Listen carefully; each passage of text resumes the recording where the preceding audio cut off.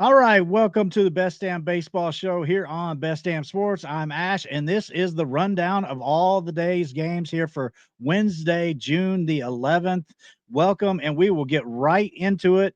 Starting off the day, we've got some early day games on the slate for today. Miami and Pittsburgh get things kicked off at 12:35 for the day.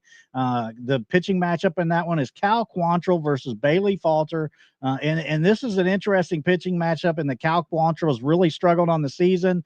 You're looking at 5.63 ERA for Cal, whereas Bailey Falter I feel like has been under the radar at times. And this year he's got a 3.49 ERA and has been very very solid for Pittsburgh in that rotation. Someone could really dream on a very very good rotation in the next year for Pittsburgh with Falter, Jared Jones, Paul Skeens, Bubba Chandler on the way, Johan Oviedo coming. I mean, and Mitch Keller. That's like that could be a really, really good pitching staff for Miami or for Pittsburgh in the next year. But moving right along, we've also got at 105, the Chicago Cubs are going to be traveling again to Philadelphia for the final game of a 3-game set. You got Ben Brown on the mound versus Jesus Luzardo. And these are two pitchers that their last 2 games couldn't be more polar opposite. In Brown's last 2 games, he's pitched 13 innings, given up 2 runs only, and with 16 strikeouts. I mean, that's a really good dominant performance for Ben Brown, who needed to turn things around on the season. Conversely, for Philadelphia, Jesus Luzardo, his last 2 games, he's pitched a combined 6 innings and given up 20 earned runs. That is disaster, disaster, disaster. So definitely Jesus Luzardo needs to try and turn that around. But the Chicago Cubs, they are hoping that Ben Brown can continue his good fortune. Next up on the docket, you have the Cincinnati Reds at the Cleveland Guardians for a 110 tilt.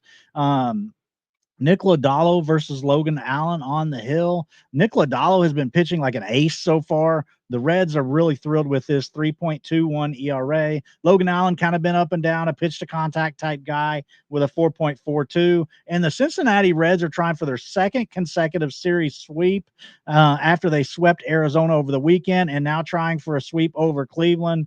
This would be 6 wins in a row, obviously. Next up, you have Atlanta at Milwaukee for a 2:10 first pitch. And this has a very intriguing starting pitching matchup. 2 really good pitchers. Spencer Schwellenbach for the Braves at 3.24 ERA versus the youngster Chad Patrick, who has just been lights out for the Brewers with a 2.84 earned run average. The Braves are really scuffling of late. 2-8 in their last 10, and they are only 2.5 games ahead of the Marlins in the NL East standing. So definitely the Atlanta Braves need to get things together. Next up, we have Toronto at St. Louis, kicking off at 2:15. This will have Eric Lauer in kind of a bullpen role. It looks like it's going to be a bullpen game for Toronto with Eric Lauer starting it off against Matthew Liberatore, who it's been great to see him finally turn the corner, kind of bounced up and down between AAA and the majors over the last few years. And now he's really righted the ship and pitched solid for St. Louis with a 3.82 ERA. Toronto is 8-2 in their last 10 and are looking to complete the sweep of the St. Louis Cardinals. Toronto has really been surging in the AL East standings, taking advantage of the struggles of Boston, Baltimore, and the like in the AL East and chasing down the New York Yankees. Next up, we have Seattle and Arizona at 3:40 in Phoenix. Brian Wu, lights out type pitcher for Seattle at 3.07 ERA versus Eduardo Rodriguez, who has been struggling mightily. It was just a couple years ago that he was an ace for Detroit. Well, now he's sporting a 6.7 ERA. Arizona is looking to complete the sweep of the Seattle Mariners. So thankfully for Seattle, they have a really good pitcher on the mound in Brian Wu. You also have the Athletics and the Angels at 4:07 Eastern time out there in LA. JP Sears versus Kyle Hendricks. this pitching matchup is not one that I'm looking forward to. Both pitchers over a 5 ERA. JP Sears is longing for April to come back when he was one of the best pitchers in baseball. But ever since the calendar turned to May, he has just been disaster for the Athletics, and the Athletics as a whole have really taken a nosedive since that time. The Athletics have an American League worst run differential at negative 118. So definitely they are not performing like they were in April, and JP Sears is indicative of that with his 5.21 earned run average.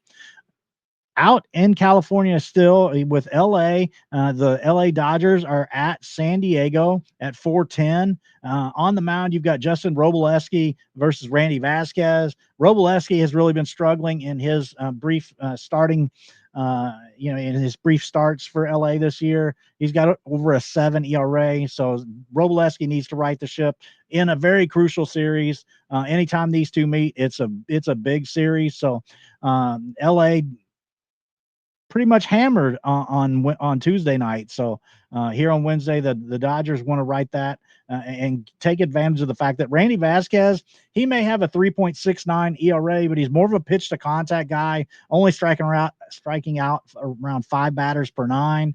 So that type of pitcher to those hitters in that Dodger lineup could spell disaster. So it'll be interesting to watch that game and see how it goes. Detroit at Baltimore at 6:35. You've got Casey Mize on the hill versus Zach Eflin. Casey Mize is a former #1 overall pick for the Tigers and has a 2.91 ERA. So he is finally living up to that billing as a former #1 overall pick. And conversely, Baltimore has Zach Eflin on the hill with a 4.47 ERA, but I want to point out that his expected stats, his xERA, is just 3.57. So there could be some positive regression for Zach Eflin over the next little bit, as his numbers are indicative of a guy that would have a better ERA than he actually does. Detroit, however, is trying to complete the sweep over Baltimore, so we'll have to see how that goes. Next up, we have Tampa Bay at Boston at 7:10. My, oh my, did you guys look and see Roman Anthony got his first major league hit last night as he got a 2 RBI double in that game? The series is tied at 1 apiece. So this will be the decisive game in that series. And you've got Zach Littell with a 3.68 ERA on the hill for Tampa. Conversely, Boston is running out Walker Buehler, who has a 5.18 ERA. But similarly to the previous game that I was talking about, Walker Buehler could be in line for some positive regression as his xFIP is just 4.13. So we could see some signs of life from Walker Buehler to bring that ERA down here in the near future. You've got Washington Nationals at the New York Mets at 7:10. In that game, you've got Jake Irvin versus David Peterson on the mound. Irvin has a 4.02 ERA, and David Peterson has been pitching like a Cy Young candidate. Yes, I said David Peterson has been pitching like a Cy Young candidate with a 2.80 ERA. Jake Irvin for the Nationals has given up 9 earned runs in his last 10 innings pitched.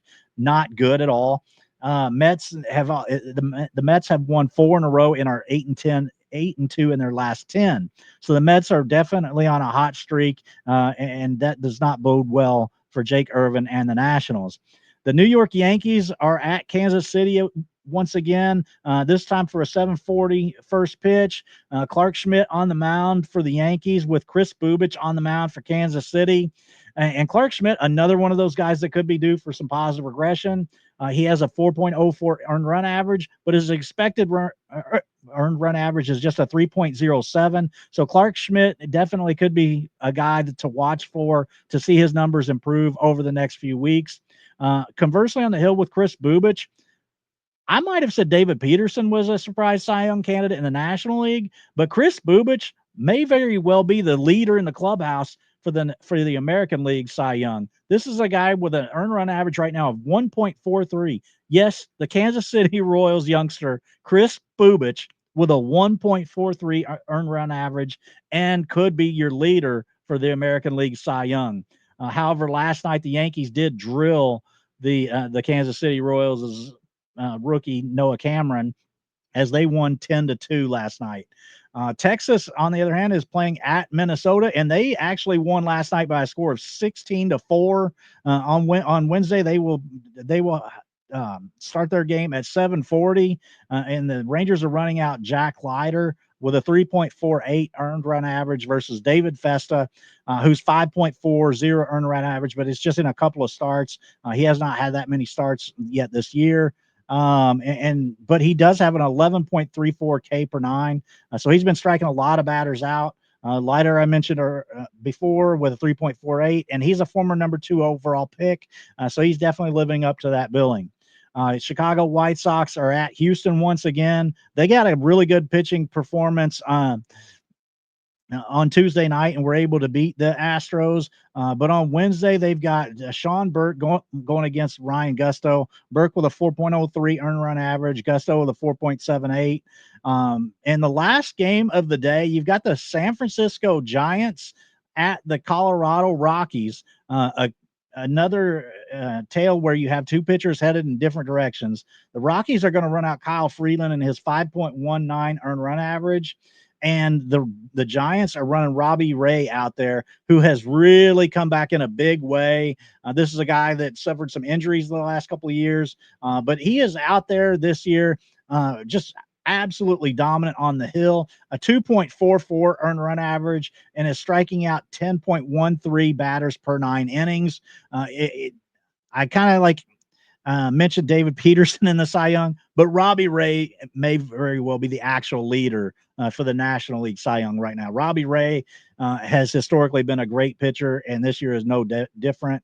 He is finally healthy and is just dominant on the mound. The Rockies on Tuesday night blew a 3-run lead and allowed San Francisco to come back and win that one, which gave the Giants 6 games in a row and are